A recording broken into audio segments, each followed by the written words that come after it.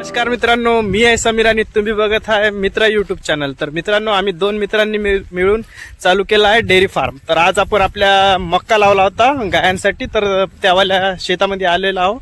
तर इकडे आता तुम्ही बघू शकता, हे गहू लावलेला आहे आपण घरच्या आपल्या गायांसाठी, आणि त्याच्यापासून जो भुसा मिळते त्यासाठी। कारण भुसा मिळत नाही आमच्याकडे, तर थोडा प्रॉब्लेम होता, तर आपण घरीच लावलेला आहे।